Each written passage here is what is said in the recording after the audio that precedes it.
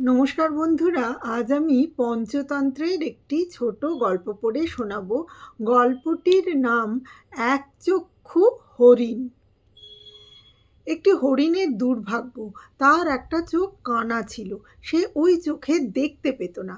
মাঝে মাঝেই ভাবতো, ওই দিক দিয়ে যদি শিকারী আমাকে আক্রমণ করে তাহলে তো বিপদ, কারণ ওই চোখের দৃষ্টি নেই। সে বেশিরভাগ সময়ই নদীর ধারে চড়ে বেড়াতো, তেষ্টা পেলে নদীর জল খেয়ে নিত।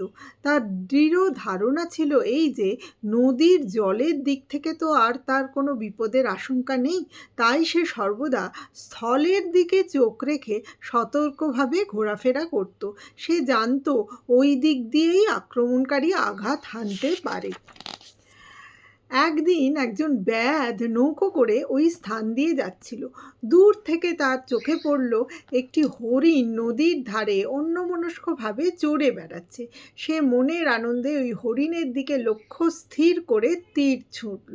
হায় রে কপাল! হরিণ যেদিক থেকে বিপদের ভয় করেছিল সেদিক দিয়ে কোনো বিপদ এলো না, বরং যে দিকটা একেবারে নিরাপদ মনে করে নিশ্চিন্ত ছিল সেই দিক দিয়েই আক্রমণ এলো। শিকারীর নিপুণ হাতের তীরে হরিণটির মৃত্যু হলো।